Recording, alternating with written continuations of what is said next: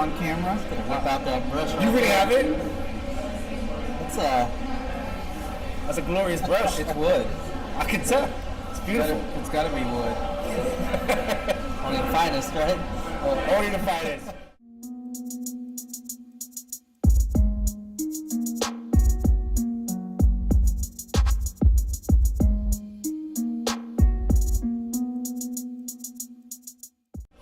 Welcome guys to another week of Drunk in Public. I'm brought to you by Robert and the beard comb guy with, is that oils? It's balm. Balm. Looking glorious. Glorious. It smells as good as I look. Well, you guys need no introduction. You guys are a staple here in the beer community. Everybody knows you guys as individuals and as craft growlers as well.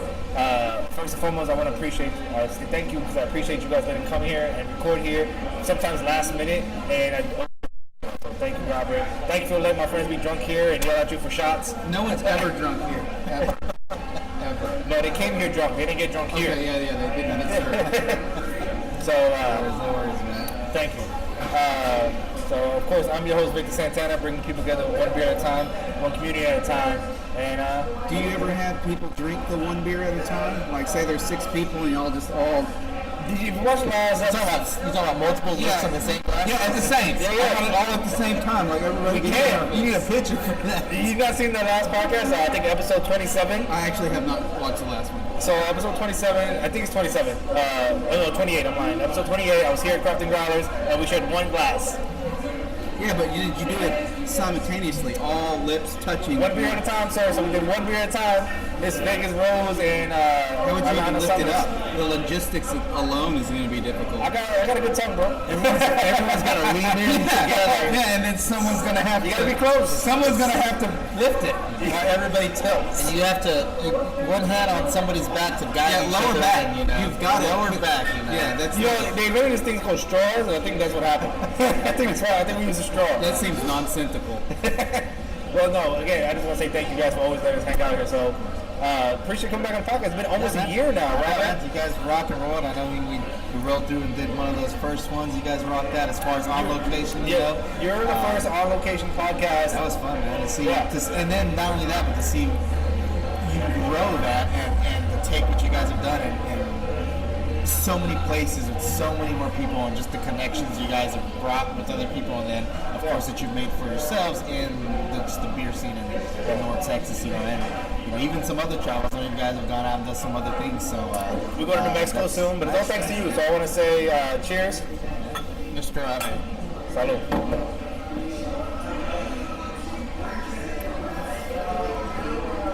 So what's next? What do you guys have planned for, or what do you guys got going on for this year? What can we expect from Dallas Beer Talk?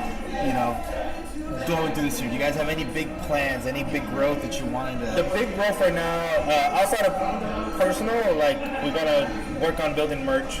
That's personal. But as far as the podcast and connecting with communities, I want to go traveling. So the first iteration of that traveling is going to New Mexico. March 11th. Wait. There's a New Mexico? Yeah, there is. It's right next to Old Mexico. I might need to write that down. You need to go check it out. But we're gonna go check passport. Yeah, I should. I think you don't need a passport. You gotta check though. I will check online. I don't know. Google with your friend. I might just in case. So is this for expansion for like beer festivals or beer festivals just for locations or something? So as far as the traveling part of it, because I've been arguing for about a year now. I'm new to craft beer, and I've been arguing saying I think Dallas has the better craft beer scene than anywhere that I can see on social media and physically experience. But what limits my perspective is I get to these other places.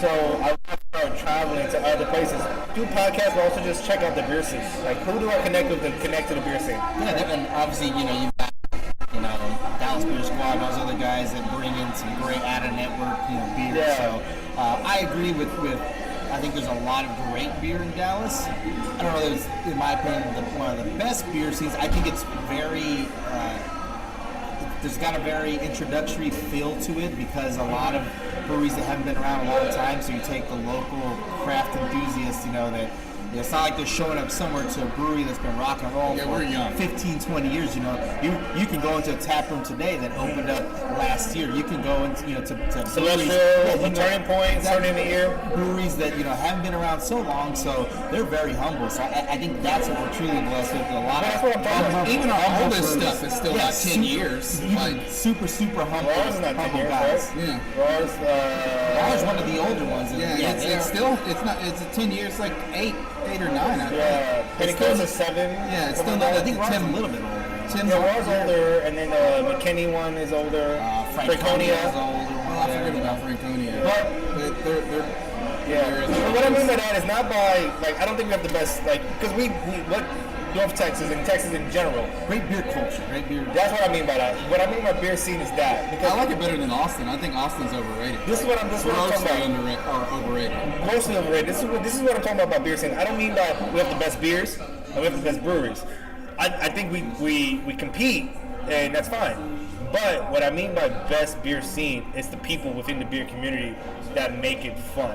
Gotcha. You know, I've been to Austin for a beer festival, and as far as festivals, I'll be hanging out with Jerry as much as I can because he travels to a lot of festivals. So I'm gonna try to hang out with him as much as we can and visit that part of it as well. But what I mean by beer culture is when I go to a beer place, how do I connect with the local beer people? Brewery's one thing, but it's always about the culture, about the people. I think that's what makes drinking special. Have you ever thought of challenging them to a knife fight? If they're Mexican, I might lose that knife fight. But anybody else, I'm fine. Depends how big is your cuete.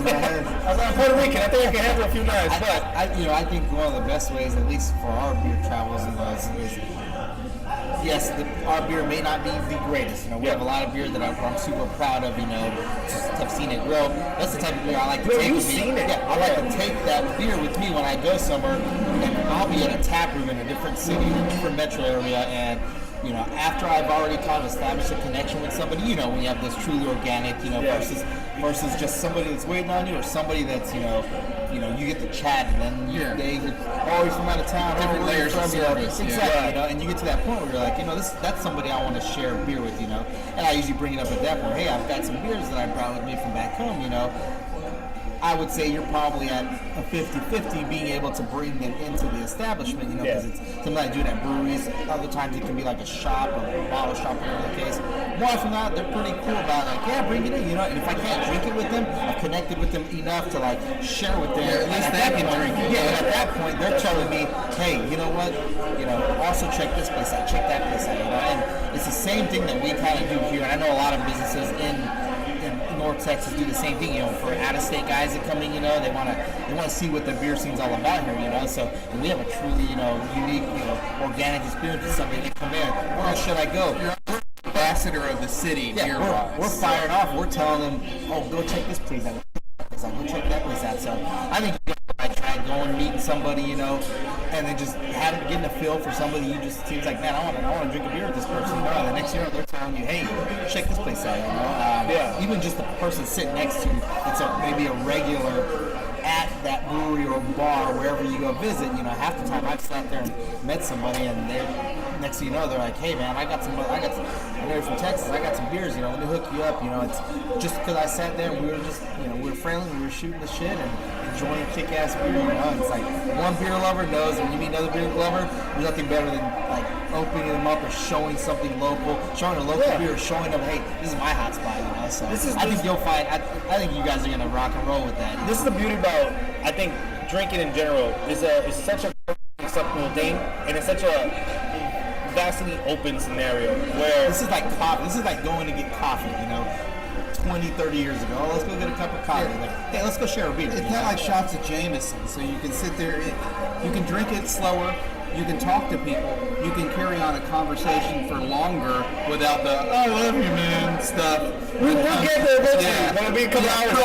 It takes a while. It takes hours. Yeah. It doesn't take an hour, So there's more of a social feel when you're drinking with beer because you can continue to articulate what you want to drink. And you can still kind of travel too. We don't promote drinking and driving, but we do. And so, like, say, if I go to Oregon, it's a beautiful public transportation. Lyft is always out there. Lyft. Yeah, we promote Lyft here on the podcast. They're not a sponsor yet. Just Lyft, I guess. I only use Uber, but it's whatever. No, what the plan is for me, once we get that off the ground and really become part of our routine, is that I want to like shoot the same thing, connect with people before I get there. Yeah. You know, try to shoot a bunch of emails out with people or connect on Facebook, Instagram with people from that scene and get to know somebody first, tell them what I like, what I don't like about beer, what they want from over here, try to build some kind of rapport. And then when I get there, because that's what I think makes this place special, Dallas special versus Austin. Now, Austin got great beers. I'm not knocking that part of Austin. What I'm knocking about Austin is the beer people. Now, what I mean by that is, like, when I first got to craft beer, What's your email address? DallasBeerTalk@gmail.com. You can email them. Yeah, definitely. Email me, talk to me, because I'm always willing to talk about it. But when I first started, Robert was here a year ago. I'm still relatively new to the beer scene, but I don't know anything, and I especially didn't know anything a year earlier. But what I find here. So, not knowing beer, what made you want to start a podcast based on beer? Podcast wasn't based on beer. It was podcast about getting drunk with my friend Drew. Okay. And It just evolved into this. it evolved into Okay, this. I got you. It found some footing, and you So, long story short, about the because you got to go back 3 years now to find that video. But long story short, the first brewery that ever came on was Penny Colas, and most of the brewers came on and a few sales reps, and we just got drunk with them, and it was such a fun thing. I was like, let me reach out to more beer people. And first of all, I was shocked to get Penny Colas to come on. To be the first brewery on the podcast was fucking phenomenal. Yeah. I wasn't expecting that. There was a new brewery opening at the Well, time. they're extremely cool, laid-back people in general. No, I didn't know that at the time. Very but yeah. open. Yeah. I think that's what he's saying. Yeah. With the Dallas beer, with the beer scene, those in the industry, you know, are very approachable. They were 4 years old. They were 4 or 5 years old. They were just releasing Sit Down or Sit You Down, and they were very willing to educate me about beer. And even if I was critical about the beer, because I was real hypercritical, because I was just fresh into beer, they just didn't take offense to it. They're okay. Maybe you don't like this, but let me introduce you to something else that you might like. I like brewery people in general who are excited about what they're doing. I want you, perfect. even if I hate it, I want you excited about it. Like, and I want it genuine, because you can tell. No, you can. That's what made me get excited to invite more beer people in, because their enthusiasm about the beer they were making and the Penny Colas culture made me feel like, okay, let's get somebody else, because maybe it's just them. Maybe it's just them. Then we got Bitter Sisters on next. And that crew was excited to be on, and they're excited about making beer. Then the next one was Carl, the Man Project, was just super excited about being on. And And then then that project makes great beer, and they don't even have their own facility up and running. They're gypsy brewing. That's amazing. But they were just starting out. It was 3 years ago. They Yeah. were just starting out. And that that led down the rabbit hole of meeting brewers, and that became the beer show. Became what we are now, hanging out with the beer community. But their enthusiasm and love for beer made me want to learn more about beer. Yeah. You know, and no one in this entire time I've been here, It's a drinking fun beer, subject regardless, just to read about, to talk about, all that meet stuff. people who make home brewers, because we have Jacob on. That's how we met Jacob. No, what made me think about it is just the excitement for it. And like you said, when they're really excited about it, it makes you want to know more about it. I mean, think about it. If it wasn't for that, you wouldn't have Victor's Chanclas. No, it was a phenomenal beer. And it's still, the new batch is phenomenal. Did you just burp into your shirt? Yeah. And I have a weird habit. I sneeze into my shirt and burp in my shirt. Because my grandfather always taught me to do I that. sneezed into mine too. Yeah. How come people say bless you when you sneeze, but when you burp, which isn't offensive and it carries no diseases like sneezing does, they get angry at it? I've seen this. This can also be a throw up receptacle here. That happened to a friend of mine years ago. Wouldn't that just go on yourself? I don't know, and here's the reason why I'll tell you this. So, I don't know if you're aware, unless, I used to be in the military. So, Yeah. years ago I was in the military. We didn't talk about that on camera, so. We were coming back on base from out and about, the shenanigans that we get into, of course, involves drinking a lot, just drinking a lot in general. Downtown with drinking. We're getting towards the gate, so we got to pass through the gates, we got to show IDs, all that good stuff there. One of my buddies in the back is, I don't feel good, I gotta throw up. No. So before we're in line, before we get to where we have to go in, we cut around, and I don't know, not less than a mile away, there's a car wash spot, one of those old school, just spray your car down and whatnot. As soon as we pulled up there, we barely got out the door as he's throwing up, and there was throw up all over the sides and all that stuff, and it was like, come on, man, get it together, get your shit together. We got to get back on base. So spraying out the ground. He got a little bit on the truck, so he sprayed out the truck. You know, there's like 4 of us in the truck. Yeah. Boom, boom, we get it rock and roll. All right, you good? You good now? Yeah, I'm good. Okay, get it back in the truck. No, I like this is Make the second run to the base, you know. We're in line, and he's like, I don't feel good. As soon as we crossed over and we were in the base, all I heard was just the sound of puking, you know. And in my mind, it was just driving in my head, just like, you stupid, like, I could imagine what the mess was gonna be like in the back, you know, in the back. It was a crew cab. So as soon as we get to the pull up, get out. I'm like, get out, man, get out. And I look in and I see no mess, nothing anywhere. I'm like, where the hell? I look over and he's standing out by the grass, shaking puke out the bottom. So that's how he threw up, and he held on to it. Got out of my truck, and he respected that. At least he did that. And straight emptied it out. I have a similar story involving myself, and I'm not saying in any way, shape, or form I was driving, but I might have been driving. And I was wearing a trench coat, and we were eating spaghetti and drinking wine. And yeah, so that's what the combo. Spaghetti, like spaghetti. No, spaghetti. No, it was real spaghetti. Cooked by an Italian guy. God damn, he fucked up. Pairing it with wine and everything. So I'm driving, but I'm not. I get sick. I use the trench coat as I don't know, inside pocket. Correct. Well, the whole thing, it was buttoned up and just lifted it up and let it rip, folded it over, wait till I got to a place where I could pull over and shook it out in the trench. I never wore that trench coat again. So it was a $300 trench coat. I never wore it. So you're saying you made a trench coat calzone with the gravy? It was extra disgusting because it was like, you know, you only chew spaghetti so much. So it's a full thing of, I could have had spaghetti again had I wished. If you really wanted to, if you were really that hungry, you could have had that. No, again, we don't drink and drive. We don't promote drinking and driving on podcasts, but I have done it. I'm gonna admit to it. I don't know how I did it, but driving on the highway, had to throw up, only one in the car. I'm not stopping. So I just opened the door as I'm on 360 and just That was probably a better. You had a better choice than what I had. No, I had no. You asked us about. Probably shouldn't. No, we shouldn't. But you asked us about what we plan on growing, and it's kind of the incremental things. Being consistent while recording podcasts, and then growing and seeing other places, and going to festivals, of course. But you guys are growing too. So as I walked in, I see you got a new door entry, and you got a kitchen. This is a kitchen happening. So we've had and we've talked about it. A lot of people have, you know, it's been a it's been a work in progress. Very, very open to, you know, what we thought, you know, should happen next for our brand. You know, everyone knows this beer scene in North Texas is changing. Yeah. Even in the country altogether. You know, obviously this state has some, you know, backwards laws. You know that in some cases those laws, you know, have kind of helped us out as a beer bar. You know, as the first beer bar in Dallas, you know, and then just being a growler filling station, you know, with competing with breweries, you know, and selling beer to go and use those laws to our advantage. And it makes sense, you know. We want this brand to continue to succeed and grow, you know.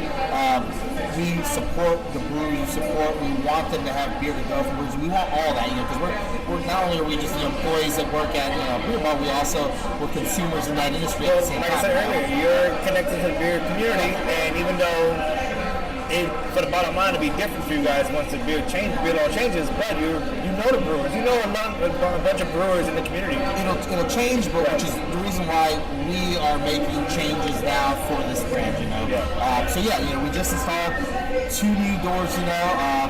For a lot of folks, you know, that know our location, you know we have the First and Perry side, you know, so we finally, on First Avenue, the longer side of the building, we've got 2 double doors we put in. We still have to put another step in there before we start to utilize it, you know, but so it already opens up the fill as it is, and that's going to help support the next things we do. We are putting a kitchen in, a very small kitchen, you know. We're not going to blow the lid off on the details of everything else there, you know, but that's the kitchen's happening. Kitchen is happening. That's Super something excited. that It'll be very, very, very super excited soon. about that, And, yeah. and we're getting into a small brewing operation as well. So we'll release more details as we get closer, you know. And I mean, we've connected to you about some of that stuff that we've got going on, you know. It's exciting. But yeah, but super, super exciting to grow the beer that, you know, we think will complement what else is happening in this local beer scene, plus the food option, plus, you know, this location, what this brand is, you know. So kind of everything all tied together, you know. So it's been a little bit of time for Todd, you know, identifying what we thought would be the best step to take, you know. But all exciting changes, all stuff that's happening this year, you know. So and good thing we didn't jump the gun and shoot off too early, you know, or we're stumbling over. You know, we've taken our time. We've thought about a lot of what we want to do. Well, that's big props to you. I've heard you guys here personally hanging out here. You guys discuss things, and I'm pretty sure you've heard as well. Very in-depthly, like, okay, what about this? What about this? What would happen if we do this? And it hasn't been an overnight decision. So I trust that you guys have been talking about it for a long time. We've been talking for over a year, maybe even longer. So It's been a year of real talking, Yeah, and then real talk. and then of course, you know, even when we make a decision, you know, sometimes some things are out of our hands. You know, talk about, you know, government shutdown with, you know, filing for TTB and all everything. I mean, a lot of that stuff affected, you know, the timeline we have. But, you know, hey, it's still the plan. It's still the plan. We're still going forward with it.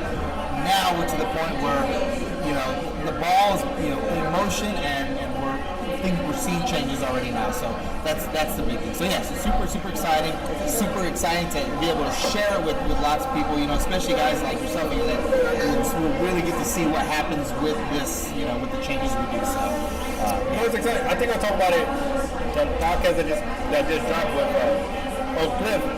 I think I talked about with them briefly about how I am excited for you guys, because you guys are paying attention to it, supporting the changes, but also paying attention that you need to grow as well. This brand needs to change, and it's because the scene has dictated that, you know, and we're aware of that. We understand that, you know, and I think if we didn't care, we wouldn't be making those changes, you know. Yeah. You know, we just want to be ready for the next step, you know. We feel we are. I think you guys are. I think I hear we talked about a little off air about some of the decisions about the brewing process, about the kitchen, and it's a super exciting process. Yeah. Can't wait for it to all the way up and up. Because that's the number one thing, even just hanging out here, recording a podcast, stuff like that, I would like to eat a little bit. Well, that's coming soon. Yeah. And we want the food to be good, you know. We want it to be something enjoyable, something that, you know, hey, this is awesome. And then that also match the supports quality of the beer more. Exactly. Yeah. You know, we always pride ourselves on bringing in great beer, partnering with breweries that we think have great stuff, and now we can complement it even more with the food thing, you know. So, and then of course take our neighborhood, Fair Park, Exposition Park, you know, for the changes that, you know, it's just like Deep Ellum, others, you know, the communities are changing, you know, and this small section that's on every, we're noticing the changes also, but it's something that Privatized the fair. that's already been confirmed, you know. So a lot more events going to be happening Gay across pride the happening street. across the Tons of things there, you know. What more? They're going to build upon events, you know. I don't even if you guys noticed even that Winter Classic hockey game. I mean, that's going to be right there. Yeah. A lot of big stuff. Even ESPN signed on to do a bigger bowl game here, you know, outside or during, you know, bowl championship series, you know. So I didn't know that. That's insane. So there's a lot of fun stuff happening. So, and of course, once again, as a destination beer bar, because we're not in a neighborhood, you know, we have to focus on that type of stuff. But at the same time, we still want it to be fun. We still want, you know, people come out and enjoy themselves, have be fun. yourself, yeah. So of course, you know, getting into small brewing operation and a small kitchen, you know, we think it's just going to continue to support the neighborhood, but also support what we do, and then support the people that come out and enjoy beer with us, you know. That's awesome. That's awesome. And what I would say is this: I'm super excited just about this block. There's some of my favorite places here. Noble Coyotes right around the corner. I love them a lot. I'm not a big fan of Mescal Tequila, but the crew over there is super good crew, and I'm super excited for them over there. They seem to be growing as well, and this community grows. It's only gonna get better for everybody. And just good businesses. I mean, there's Rob's Chop Shop's been around for I haven't been there yet. 20 plus years, you know. Pizza Lounge has been here 10 years. Those guys make solid pizza, and even new neighbors. You know, you got Rainbow Vomit, interactive Oh, yeah. art, you know, art gallery. You know, I don't know what an interactive. What is an interactive art gallery? Meditation and yoga thing. Exactly. So there's so many, fun, unique little businesses, that are in this area. The magic shop around the corner. Magic shops there. I mean, you've got a club with some. I mean, there's. I feel like an idiot. I was hanging out with Jacob a few weeks ago, and I mentioned Jacob. The guy that I'm talking about is a homebrewer from Strange Brews. Super great guy. He's been on the podcast several times. Solid beers too. And he has a few other collabs coming up that's super exciting. New batch of Victor Chanclas, New England IPA. Is this where you're gonna put the little fire things? You saw that video? You put a graphic in there of a chancla flying over my head right there. I wish I could. So another thing that we're gonna slightly invest in is actually get a computer. Right now I do all my editing off a 10-year-old laptop that crashes every time I try to add graphics or change a little too much. So all I can do for right now for editing is maybe add some transitions and maybe some text without it crashing that old ass laptop. So invest in ourselves a little bit. I can check it. I mean, that perfect sense. Yeah. Speaking of the flying chancla, did you see that video? I think it was. I must have seen it maybe a week, 2 weeks ago max. It was the lady that the daughter takes off running and the mom's chasing her. She pulls off that sandal, launches it. No. The girl's probably good 30, 40 feet away already, and that thing just pegs her. She's like active, just I can see it. I can see it in my head. No, I haven't seen it. I gotta look it up. I gotta check it out. But what I would say is I can picture right now, anybody who's been hit with any object from their mom, it could imagine it. I've seen it. There's a perfect, it used to be a Vine guy, shorter Mexican guy that did like Mexican Superman, and his power is throwing the chancla. And he gets to he does most of his vines back in the days from that, and that's what I picture too. That's funny. I know we're talking about that, but I think I don't actually know when it happened, but I know You saw it a few weeks ago. Well, there was I think the San Antonio Missions, the minor team that they have down there. There was a PR stunt where, of course, San Antonio is like 80% Hispanic. It's so. I didn't realize that. So they did like a promo where they were. It was a little PR stunt just for fun. It wasn't real. Yeah. And they were like, we're gonna rename it the Flying Chanclas. Is what they said. That's a perfect name for a baseball team. That's a perfect name. Of course, all the Mexicans in San Antonio. Oh no! Everyone was all about that. I just thought it was funny. That was a perfect name for it. I don't understand why they haven't done that before. It's a perfect name for a baseball team. Yeah. What I would say is that shout out to San Antonio, one of my favorite cities in Texas. New Haven for Hope is revamping. It's a homeless shelter out there that I played handball at. It's a great community, and they help a lot of people, and they're redoing their park they have there. So big ups to them, man. New Haven for Hope in San Antonio. I love those guys, man. Yeah. I've been in Texas. I didn't realize I've been in Texas almost going on 11, 12 years. So you're now you are now a never going to be a Texan. Partial Texan. Never. At this point. I'm always going to be a New Yorker at heart. But what I have appreciated is the lifestyle Texas has allowed me to have. I'm not rich by any means, but I've been able to travel around the world, and I do appreciate Texas for that. What's wrong with being a Texan? I was born in Connecticut. I consider myself a Texan. I'm a proud New Yorker. I'm born and raised in New York up until I was 18 years old. If you look closely, when he said that, he was like, I lived in Connecticut for 1 to 3 years tops. I give you 4 more years before you start saying by God and before you start saying y'all, some bitch. I've been saying y'all is definitely a southern thing, but people in New York do say it too. You'll start coming up with because it's extremely lazy. It fits in every conversation. I used to say you. So here's the thing. Now New Yorkers say y'all. But back in the days, we used to say you guys. You guys, yeah. And you sure it wasn't yous guys? Well, it's supposed to be you guys, but yous is even worse. But when you try to text it looks so bad. Guys. Yeah, you put just the you and guys next to it, it looks bad. You're talking 10 years ago when you had the numbers the key thing. It looks so bad, but just texting y'all makes it so much simpler. I don't know. But I do appreciate Texas. So maybe we'll see you tomorrow. Sounds good. Cheers. Good night, guys. And I just really appreciate Texas for the things and my people I've met here. Jerry, my good friend Joey, and his wife Amy. Made lifelong friendships here, and that travels around the world thanks to being here in Texas. Because the job I have here in Texas, I can have in New York City, but won't be able to travel. Wouldn't be able to do anything. As much as I love New York City, and nothing's ever going to compare to New York City, it's just goddamn expensive. It is expensive. Speaking of kind of your shout out for being appreciative of those people that you've met here. Stuff like that. And you're probably aware, but I wanted to loop you in on a big event we have coming up. So let's talk about that. So March 2nd. Oh, March 8th. March 8th. Sorry, 2nd is a different event that I'm thinking about. So March 8th, Saturday, we're hosting the International Women's Day Beer Social. Yes. So we've partnered with over 20 different breweries, a lot of local stuff, a couple out of, as far as Austin breweries and that nature. And what's really unique about it is we're really emphasizing the roles women play in our growing beer scene. So we've asked for support, and so we can recognize the women in our local craft scene. So we'll have over 20 breweries participating, bringing women in their different respective roles for the brewery to come here and basically just have a kick-ass beer social, man. It doesn't have to be anything. Our goal was not to make this anything other than just get the chance to meet some of these women. The three of us can go to a brewery, and as soon as we walk in, we know bartenders, we know a brewer, we know an investor that's there, we know people that have been associated with that brewery.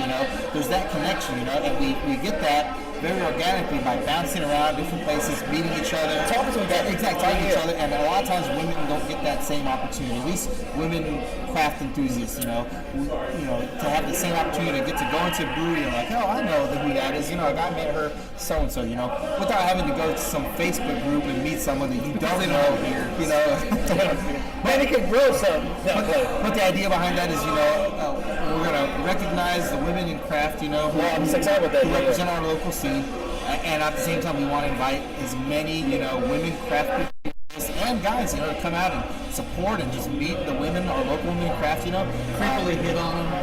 No. Not creepily hit on them, but what we gotta do is respect them. And also, what I would say is this: some of our favorite people are gonna be here. Yeah, stories I tell all the time. Talking about Courtney constantly, even though she's a beer rep for Oklahoma, I believe and I feel she's so connected to the local scene here. She is. Just because of her personality and how much she tries to help out and be part of the community outside of her connections to Oakland Brewing.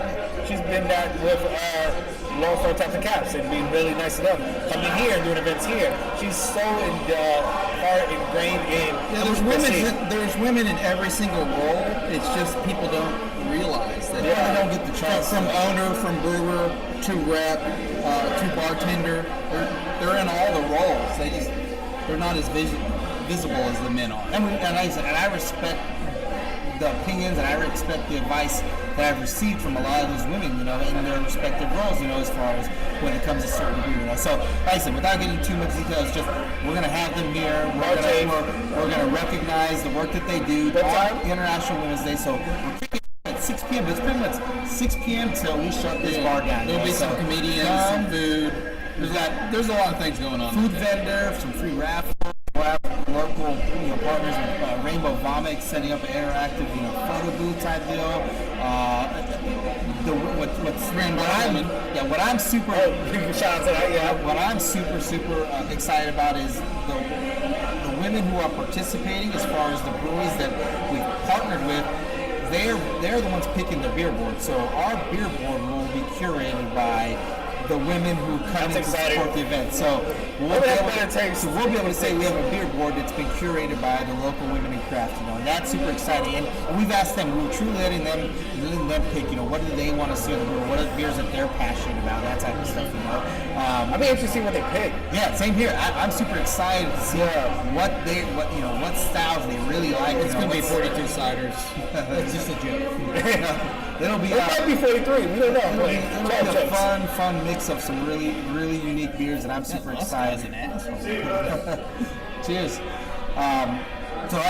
That's another great thing to have. So at the end of the day, we just want to invite everyone to come out, show support, recognize them for what they do. do, recognize the achievements, and then we have Pink Boot Society here as well, nonprofit. Oh yeah, big up to Pink Boot Society.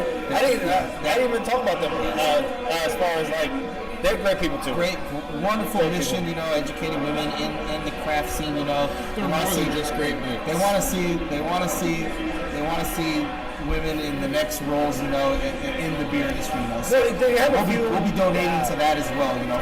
For 300 beer, we're donating $1 for every beer purchase towards that nonprofit. So all ties together. We will be here. What I will promise you is that we'll be here, and I know I always joke that I'm always running late things. I'll do my best to be here by 4:30, 5 o'clock to kick off a little live part, and then just hang out here for the rest of the night. I'm just super excited about that because there's a lot of people that I have a tremendous amount of respect for that's going to be involved. That's all women ain't going to be here. Aren't they going to be doing a forum as well? No. We want it very organic. We're going to say a couple of things, on behalf of our recognition of the women, and of course we'll have the mic open to some of the, I've already sent out some messages to the group, at least the reps that'll be here present for that. We are going to invite them if they would like to say something. They can totally do that, But once again, like I said, we don't want it to be more organic. Exactly. It's the difference between standing up there with a bunch of people in front of you and someone asking a question and you're addressing the whole crowd versus, hey, I'm having this beer and you're talking to me, and then the question that's in your mind is like, hey, so how do you guys go about, whatever the question is, and they can answer it so much more organically, tailored to that one person, and in a really fun setting versus being put on this spotlight and having to have the right answer to please everybody. So, and of course, we just want people to come, recognize them, see their faces. So when they go, we encourage them, go visit the breweries. When that next person is going to 903, and they may run into Brittany there and say, hey, I met you at Craft and Growler for a beer social. It's just a great connection. They have that connection to the brewery, and we just want to help foster that a little bit more here. That's awesome. Well, here's the thing. March 8th, 6 o'clock, be here for at least a couple hours. During that time, money would be donated to the Pink Boot Society.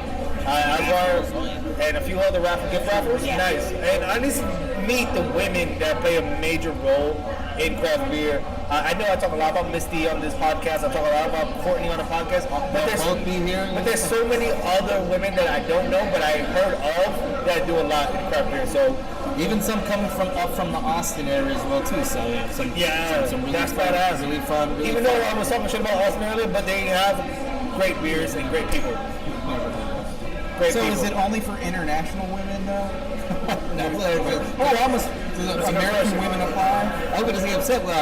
Dallas Beer Squad will be here as well. So you don't know who that is. Get out of here, Dallas Beer Squad. They're going to bring in their network of diverse women as well. So that's another fun. Big up to the Dallas Beer Squad. They might be spies. We don't know.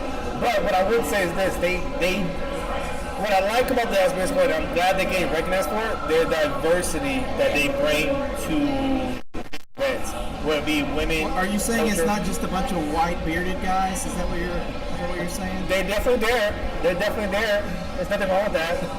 But they're definitely here. And I think from my seat from the glass, I see a beautiful man walking up here with a red shirt. There's a man right there. What's going on? I thought you were going to go change for a second. This is my really good friend Diego. Nice to meet you. I got this for you, sir. Oh, thank you. What do we got here? That almost got drank. I sipped it. I'm kind of confused with one of my other beers, but that's delicious. So Diego's a really good friend of mine. He went by to look for a tripod I forgot earlier and made some failures. Then he got a speeding ticket for it. So 86 miles, state trooper over there by Preston and George Bush. That's unfortunate. In high school, my name was not tripod. I have a tiny penis. It's like a baby carrot. The doctor said the orange will clear up, but it's always going to be small. I've obviously missed a lot. You missed a little bit. Yeah. Missed a little bit. So part of that is what you missed is March 8th. It's going to be International Women's Day event here at Growlers. That's a weird transition from what I just said, but I like it. This is for you, sir. It's for you. No, so are we bringing back open mics So for comedy, What do you mean bring it back? We've been doing it. So we still have them, and we're trying to grow that and help. Okay, I didn't see any posts, so I assumed they We weren't. hadn't done it. We connected with them, so we're going to be adjusting a few things to help further support that. But once again, like I said, we've talked about, we're doing a lot of things here, and really a lot of that has pulled us away in other ways. So You can sign up. It's 8:30 Wednesday. I'm not funny. He's just funny looking. That does not matter. that's half the battle. Right? You already won half the battle. I just look funny. I'm Bring sure one of those honky horns that are on bikes. All you gotta do is say your punchline and squeeze that thing in. I think I'm at work. I'll give you a pity laugh. I'll clap. Ooh, that was it. Excellent. I think I'm at work. That'd be like the set of a clapping sign. That'd be the sign to clap. I can make that happen. We'll get an applause sign back and I'll hold it up. For Yes! you. Have that happen. That'd be perfect. Cue the laughter. What do you think about that? It's Martin House. It's nice with the concordis. Yeah. Solid. It's not cojitas, like the cheese. It could be Kind of a nice sweet aftertaste, man. Yeah. It's like I'm having a nice little Cubano. Nice little Cubano coffee. It's really Yes. nice. Salud. Beautiful craft beer. We're not sponsored by Fiji, so we're gonna take that off. Fiji, the only water you should drink ever. About that. To edit that part. Oops. No, you just blur it out. Yeah, I have to put something Cheese in there. sensor, just put a long beep. Just I can. You should beep everything I say, just so people are like, what the fuck is he saying? The next time we're on a podcast, I'll make that happen. Not right now. Wait, I want to know what this dude's doing. You're gonna fry his computer with the amount of BBs That's what I'm saying. inside there. This is the reason why I can't do it. So I say the word phenomenal too much. So I want to always keep a counter for every episode, how many times I say the word phenomenal. Now, I haven't said it this episode because we haven't really drank any beers. But, talking about the beers. But I say phenomenal so much. Speaking of which, I should log this. I say minimum, I have to say 40 times if I'm like talking to a brewer about beer. Like at the episode of Manhattan Project, when I try to do the counter again, it just fucks it up. Like every time I add another percent, I have to do one, and then that goes away, then two, that goes away, and then it just fucks up because it adds at the end too much processing power at my old ass laptop. It crashes it. So you should definitely then, when you upgrade and you find yourself saying phenomenal so many times, you should dub it. So where you obviously say phenomenal, but it's like, man, this beer is, and your mouth is going phenomenal, but it says wonderful, it's great, It's good. Going through some stores. Seeing one store. This beer is great. That's not a bad idea. That's not a It good would be pretty comical. So, March 8th. It's gonna be, so they're having an event here for representing International Women's Day for all the women in craft beer in different aspects. Our local craft scene, so It's important now. Kick-Ass Beer Social, we've been meeting a lot of the women in there, a lot of us know the guys in the brewing, industry, whether it's their beer reps, whether they're brewers, whether they're guys that work at their tap rooms, Yeah. ownership, whatever the case. So it's just a big fun event for that. So just come drink beer, hang out with all those women. that kid. That was weird. What time is it? So kick off at 6 p.m. 6 p.m. I didn't We mean have a food vendor here, we'll have some entertainment, some comedy, a bunch of free raffles. I'm a family guy. I noticed y'all kind of, like some families Oh, yeah, here, like definitely. after a certain hour. We only let some. We totally vet it. Like, I'm sorry. Well, I got That kid's not cute enough to be in here. There's no time frame, we can, families can be in here, That's cool. We're all about So, that. Diego knows more about craft beer than I have over the years. He's drank more than I have, especially. But he hasn't been around the scene. And that's why I want to bring him out to all the scenes. Like, we did an episode at Oak Islands. That's not too far from where we're from. And family friendly. Craft and Growlers, family friendly. Oak Cliff, family friendly. A lot of craft beer places, family friendly. We talk about that stigma around that, has evolved over the years to where, you didn't say beer around kids, years ago. Now it's like, hey, we're gonna go drink a beer, That's not the way it is in my house. You mean night juice? I drink, Night juice. That's what my dad's like. Drink some night juice. Sometimes I'm like, hey, your record's 3, come on. I look over to my kid, I'm like, which one should I have this time? I had that one, this one, and that one. They're like, hey, we should try that one, Dad. That time with Anthony, we've got our own Instagram account called Boy and a Beer. And so we just take fun pictures of us, with different beers and whatnot. And now it's to the point is if he sees me enjoying a beer, so what kind of beer is that? He's intrigued by what it is, or he picks it. He'll go to the beer fridge and like. What about the one where you made fun of Todd and had him in a walker? that was recognizing as a 100th day of school.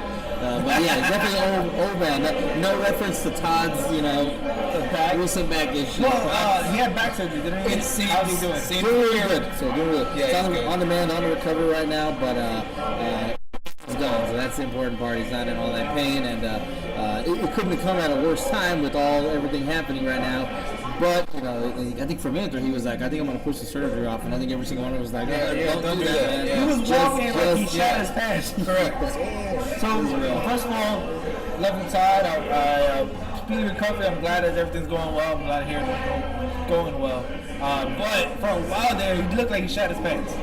You look like a lot of things. Yeah. So you ever actually shorted himself, and then you don't know how much came out, so you walk into the toilet. Double check. That's what the walk he was doing. He may or may not have a diaper fetish. I can't confirm or deny that. Can't confirm or deny that. Those don't know. He might eat diapers too. That's also a fetish for that. We don't know. I don't know his personal life. just the stuffing inside of it. It's not the actual. That's the worst beef burrito ever. No, I learned that was a real thing. I believe it. No, not the poop part. Like people. Here's the thing. Like, there's two things I just learned that was real. I like where this is going. And that was fake. One was the guy literally paid prostitutes in Mexico to sit on a hammock and shit in his mouth.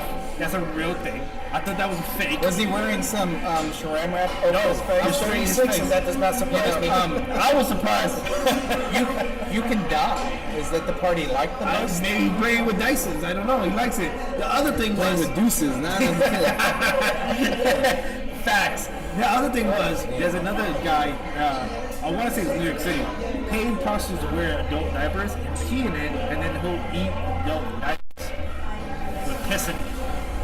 Maybe he's just lacking whatever vitamin is in their urine. I do not know, but I thought this was a fake thing. We're kind of knocking it earlier. How much was he paying? I don't know. to piss in that I know. Well, the one in Mexico, he was paying him $100 and buying him dinner. It seems unsanitary. And he didn't do anything to him. He just said, sit on this hammock when you're ready, let me know, and I'll scoop right on there. So all you have to do is go enjoy your meal and then just go shit on somebody, or just piss this diaper and you get paid. How did that become a news story? Because the guy was a big player, because he's running for president. Mexico? That's what you built on. He's a U.S. citizen. Oh. He's a U.S. citizen. I'll vote for him. It can't be any worse. Tonight is brought to you by four guys drinking great beer, talking some weird ass stuff. This is the podcast. That beer is great though. The beer is, I don't know. I don't know where that came from. Only at Craft and Growlers. So supporting International Women's Day. And family events. Let's backcheck. One of the first things that he did was promote his email address. So now you're going to get some really weird inquiries to your personal email, your Dallas Beer Talk email. So I heard you guys talking about Some pee and we're going to get a couple of offers. Can you tell me where to go for this? Are you willing to do this yourself? I would say Craigslist, sir. Craigslist. Wait, is that even around still? I thought I took it down. You know, I went on that one year, like a few years back, and I was like, wow, this site is garbage. I don't know what that means. I've got a bucket of dirt that you can have if you come pick it up. Craigslist is garbage. What were you looking for? I don't know. I was like, this is like when it shot up and it was so popular, and then a couple shady stories came out. I was like, what's going on here? So I log on.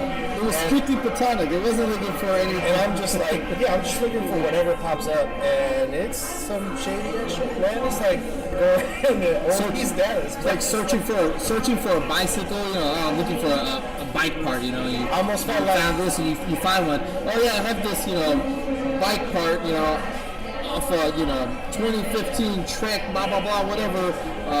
Willing to if you I'll let you have it for $50 if you bang my wife and let me watch and record it, like some weird ass shit like that. Yep. I didn't want to go That's called Backpage. yes, That's called Backpage.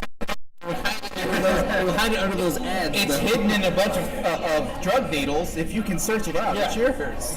Like seriously, like if I was able to in real life walk through that website, I'd probably end up with an STD or shot. You know? So if it's gone, I'm happy it's gone. That was What I would say is this is craft beer. This is what conversation's happening. No. So let's wrap this all the way around. Yeah, let's bring it back to great Let's talk to beer. you.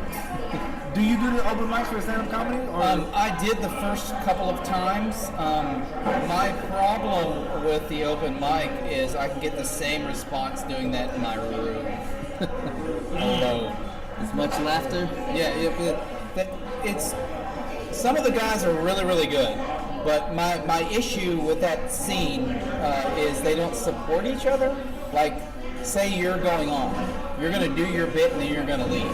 And then he's going to go on. He's going to do his bit. yeah, that's my big problem with it. Then he's waiting for his bit, and then he's going to leave. And it's not that they're not funny; they are. I just don't like that. It's weird that they don't support each other. This is your The opposite this is when your we talk about group. crap. Correct. They don't. I find it weird that they don't support each other. But it was still fun for like I did it for like a month or two, and got laughs here and there because no one knew who I was and they weren't expecting me to be funny. I wrote material and all, I did it properly, and had a good time doing it. I just I don't know, there's not a lot of support, and that's something they need to work on. But it's neat if you've never done it before, do it, fuck it, why not? The worst thing that can happen is silence. That's the worst part of it. Yeah. So, Well, I'll tell you this. I'm not that funny, so I'm glad you do it and go try it. But what I do agree with you is this. I have a few friends of mine who are stand-up comedian, and going and supporting them, that's one of my biggest problems. Is going and supporting them is that their teammates or their counterparts in this thing. If you have the last open mic spot, it's empty. Everyone's It's just gone, you. man. half the crowd's gone because half the crowd was open micers and they're gone. They get up, do it, and leave. It's weird, man. It's Yeah, I don't super understand. weird. I totally don't. I can get that you think. I was never doing it because I think, I'm going to be the next Jerry Seinfeld. It was just almost like a bucket list thing. Let's see if I can make a room full of strangers laugh, that sort of thing. But a lot of those guys and girls think that they're going to be famous, so they do an open mic here, then they drive around town, do an open mic Yes, there. that's what I want to say. They do it one here. It's like, you're wasting your gas. Why don't you just stay in one, make some connections, laugh at some people, have some. This is an awesome setting for any A bar. Correct. Like, why don't you just hunker down and enjoy what's going on instead of worrying about the next open mic you're going to go to and not be all that funny. That's a at. weird thing. See, for me, the reason why I know I really think I wouldn't do open mic or stand-up comedy is I listen to too much stand-up comedy and I'm in that world too much, trying to be a part of it, from podcasts to all that. I'm in too deep. And I try to pay attention to that world too much. Start ripping somebody's skin off. I was like, Yeah, hey, yeah. man, that was. That's one of my biggest fears because I do think I want to try it, but I know too many jokes in my head that I don't want to bite someone else's thing. But long You story mean like short, Carlos Mencia? or Trevor Noah. It's Trevor been Noah. said once, it's probably been said before. That's true. But it's all up delivery to is how really you bad. set it up. But I'm a big fan Well, of the most important thing about comedy is being genuine. no. Hold on. Being relatable. Silence. Being prepared. No, what I find interesting and what I find this disturbing is that the open mic thing we were talking about, because my friend Ziggy used to be an engineer for the show when we were recording at the studio. But he's a funny guy. He's a comedian. He's a aspiring stand-up comedian. I think he's pretty funny, and I try to support him in a few open mics. But it's such a weird and dirty scene, which is the complete opposite of the craft beer Well, scene. it can turn in really quickly to what you would imagine an AA meeting sounds like. Because the people who aren't funny, they're still getting people attention. So they're telling these tragic stories that just aren't funny. But I mean, that's any open mic. A musician's open mic is going to be like. It's kind of like a hit or miss. But for the most part, it's still entertaining. My only knock really on it is if we have 20 non-comedians, it's great because those non-comedians are engaged. But it's weird that if there's 20 comedians that they're disconnected, because that's what they're wanting to do. Wouldn't they want to at least from a standpoint of, well, what's this guy got to say? What's he doing that I'm not doing? Well, they laughed at that. What's he doing that, that sort of thing. But it's honest, it's like they're just up there and then they're gone, and it's like, I don't even need to pay attention. It's a weird. You want to have a Seinfeld episode where there are a couple of actors or a couple of comedians going up with Seinfeld, and they're all talking about their bits because they actually sit around to listen to their bits. Yeah. Like that one comedian that would pick up on Seinfeld's bit, and he would kind of try and do his own spin on it. O'Banion. I didn't know about that. You using that? What was it, the Nesquik bit?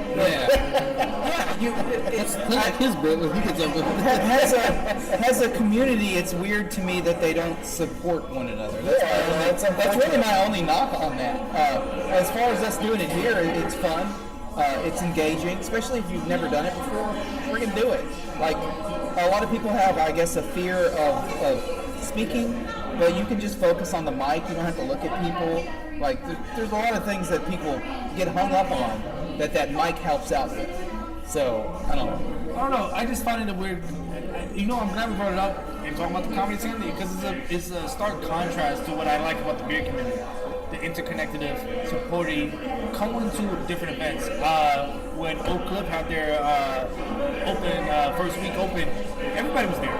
Turning Point was there, Growlers was there, freaking Dallas Beer Squad. Everybody you can mention in the beer scene. If they could make it, they were there for Oak Cliff's opening week. People going out supporting. Every time there's a new beer releasing. I'm talking about beer community, they bring cookies. Oh, sure. No, thank you. El works out of Denton County. Good people's out there. They're bringing cookies, so he's even better. He's like, he opened it. It's like, no, you can't have it. I said, no, I have all my beautiful cards right here. He said, no, we're good. I'm good. I just speak for everybody else. You did, I tried to make eye contact, and I was like, no, thanks. that was that man at the table. I don't sound like I'm shitting on the community either. No, you're not shitting on it, but it's a stock contrast. There's positive things as well. It's Unless just somebody wants to put it in its mouth, then it's okay. that's just my problem with it. No, it's a stock contrast, and I agree with you. But it's weird. Why is it not more supportive? When in the 90s, I did. This is a sad thing. I used to go to these poetry readings. We did poetry and stuff like that. Why is that sad? Wait. Well, it is. He's apologizing for grunge and stuff. Let's not go there. I was in a punk band in the 90s. Tonight. I won't even mention the name. But anyway, you would go to these readings, and everybody from start to finish would stay there and listen to everybody and support everybody. Like they may not like, you may hate what someone said. You may read a poem that I think is garbage. I'm not going to just leave the building. But that's what happens with that, and I don't know. It's just weird. It's a weird scene. It's a weird scene here. Talk about grunge. Do you like grunge or no? No, I said let's not go there. Let's leave it alone. Of course I do. Why would I not? How many years grunge is around? Maybe 5. Thank you. That's all I gotta say about it. Why? It's like house music. It was only around for 2 Is it because he's wearing a grunge slash? He loves grunge. What's that wrestler who wore that shirt? Mick Foley. Foley's a good wrestler. But anyways, I already had my argument for the day, so I'm good. I'm just gonna let you. What's your problem with grunge? I don't like the genre, but I just want to reiterate it. I like house music. So grunge is forever. It's been around, and it's not been. Which house? Only 5 years. All the houses. Grunge has not been around for only 5 years. I don't know where you get. I mean, like, How old are you? 36. No, let me clarify. I'm older than you. Let me clarify. It was popular for 5 years. It was a musical movement for 5 years. You may want to argue with that, but it began and ended with Kurt Cobain, like it or not. And his wife killed him. Yeah, I can agree with that. Or it could have been a faux pas, because honestly, to this day, I say I sat next to Kurt Cobain and his daughter Bean. He was drinking Bloody Marys. Look, I was like, I didn't want to say nothing to the dude. I was like, you're He probably looked like Elvis, not at all high on heroin. He was probably like totally flying off to meet, Tupac, wherever he was. I was gonna say, now I feel like those stories about Tupac, he's still out there. I'm just saying. He looked like Kurt Cobain, and I just didn't have the balls to ask him. What would you have asked him? Hey, are you Kurt Cobain? I'd be like, I didn't have the balls to say anything. I was like, you're Kurt Cobain in my head. I was like, I know. Taking this cheap ass flight, nobody knows you. Grunge is supposedly dead now. I saw the last show Nirvana ever played in Dallas. Well, he was dead like 6 months later. Oh, that sucks. It was probably the best he ever was. It was right before you still had Alice Chains, you still had the Foo Fighters coming from that. Can I clarify? Come on, Alice in Chains without Lane Staley? You're okay with that? Calm down, really? No, calm down. What I would say, let me clarify this. I'm just gonna take this. No, I'm gonna be quiet. Damn it, that's fine. Alright. You can have your own grunge opinions. No, Foo Fighters are in grunge. No, 5 years. It's like house music. You know what house music is. House music is dead. And so is the grunge. Grunge music is 89, 90, 91, 92, 93, 94. I'll give you 6 years. 8 years. I think grunge is not here. 89 to 94. It's still around. I give it from 91 to 98. Some nice underground scene. There's that precursor kind of, not grunge, but build up. There's house music around, but it's no longer a popular genre. So is a lot of style of music that's around, but it's not a popular genre. That shit That is delicious. I'm just gonna move on. Anyway, that house music was only around in the 90s for 5 years. Remember that mid 90s to late 90s with all the big vocals and big techno house music kind of thing? He's recording a song right now. I didn't know that. I love it. I love that house.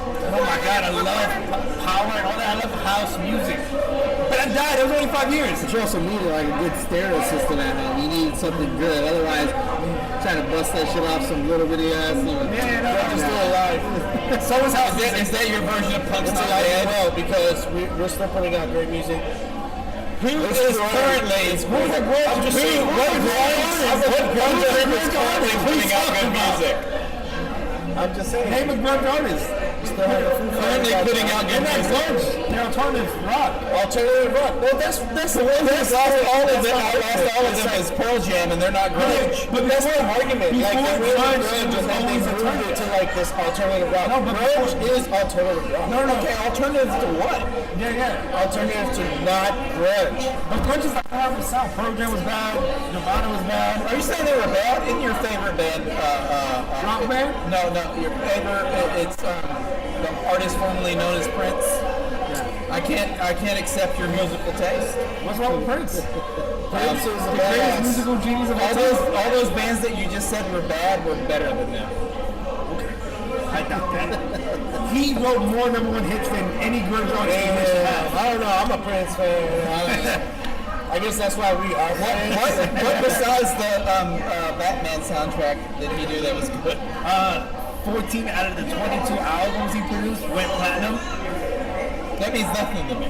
Well, I just mentioned I listen to a grunge and punk. I'm clearly not in the mainstream when it comes to music. Neither was Prince for a while. Clearly, these are all opinions. Yeah. It's like, I know I'm right, and you're right, but You're not right. It's dead, and there's many go back. That's a lie. You see me here sitting down, grunge is very much. That's all on your back. That's all on your back. Unbutton that shirt. Hey, grunge. Yeah. See, now that's grunge. No, there's no grunge under this. It's actually a Fat and a big small. Yes, it is. Yes. Yes, it is. That's grunge enough. Yes, it is. I feel like I'm in high school There's again. two right here. Wait, are you wearing airwalks? No. Chico jeans, the Chico jeans. Air Force Ones. The 90s was the worst style for like alternative music. No, wait, let me clarify that. Like the mainstream 90s clothes was still ugly, but the alternative was even worse. Like alternative house music attire, horrible. Grunge attire, horrible. The Chico jeans bullshit is trash. It's coming back too. It is? Yeah, I see people walk in here who are Chico younger, jeans? just like this stuff. It's coming back. It's weird. I feel like my father must have felt when I was wearing clothes that he grew up in. I still have my dad's like 50 shirt that I wear. It's great material, man, because it has obviously not fallen apart. I'm like, it's like I still wear Dickies button up. I don't know if that's like the early 2000s to me. That's still a thing. I still love it, Dickies and stuff like that. But On this alternative route, what I want to say is this: we're gonna wrap this up and continue drinking and hanging out. I'm done with that. What I want to say is thank you, Robert, for letting us come and hang out here, brother. Thank you. If you ever do open mic again, let me know. I might do it just to support you. I like it. And you'll stay afterwards. Yeah, you And should. be like, hey, what's up? You suck. You have to stay. It's like 2 hours. It's 2 hours. You don't even have to stay long. No, what I'm gonna do is go in first and leave and come back in my beer afterwards. Yeah, dude, I saw the whole thing. It was see me? I was amazing. over there. That one guy was really funny. He was like yay tall. He's about like 5'1" and 6'2". I think about that height. And thank you for traveling for the traffic. I'm sorry. Yeah, I appreciate you. honestly, today has been kind of a crazy day with work and a little early out and Apparently a speeding ticket. speeding ticket. You came, you made it. I made it. You know, You got to actually see hang out with this place. One of my favorite places to hang out. yeah, I was here for your birthday the last time, and that was great. We had empanadas. Yeah. My mom made those. But yeah, I would have been here a little bit earlier, but you know, I was hanging out with the boo, and you know, as soon as she found out that Victor invited me out tonight, she made sure that she had me till the very last moment, and so I was running a little bit late. You know who you are. I love you. I'm gonna watch this last bit. I'm keeping this in. And so yeah, the next time I'm here, it was great. It's been perfect. What I want to say, if you're not following Captain Growlers, follow them on all social media, Instagram, Facebook. But I enjoy your Instagram more. No offense. I'm not on Twitter, so I can't speak on that Twitter part. But Instagram is hilarious. I think the picture is, and that little infinity thing you guys do, those pictures are great. But follow for any upcoming events and posting about their kitchen that's gonna come up, and whatever they post about their upcoming brewery parts as well. International Women's Day, March 8th at 6 o'clock. Yeah, Be bring your here. family.